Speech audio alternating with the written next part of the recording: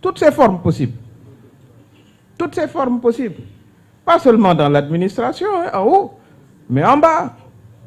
Les stocks médicaux dans les dispensaires qu'on revend alors qu'ils sont gratuits. Chaque fois qu'on a une opportunité face au bien public de se servir d'abord, on ne se gêne pas. Et ça traverse notre histoire. On espère justement qu'à partir de maintenant, cette histoire va faire sa propre révolution. Mais pour moi, c'est la révolution de l'éthique et de la morale qui doit être envisagée.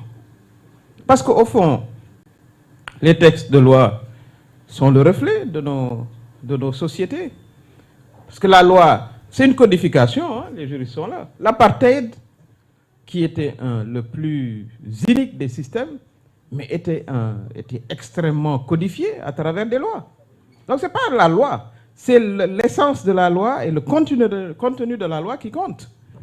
Même l'esclavage était codifié.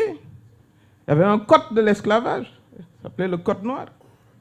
Donc, au-delà du mécanisme, et voilà, pas dire du juridisme, parce que le droit, c'est quand même une discipline très sérieuse, je pense qu'il faut aller bien plus loin et regarder l'esprit de la loi, mais également sonder l'esprit des citoyens.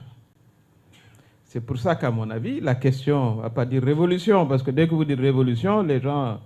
voilà, qui s'en souviennent, pensent au Pol Pot et autres là, parce que c'était aussi sous le régime de la révolution culturelle, n'est-ce pas, Souleymane Anta, que voilà, beaucoup de droits ont été bafoués. Mais il faut nécessairement un changement des comportements et des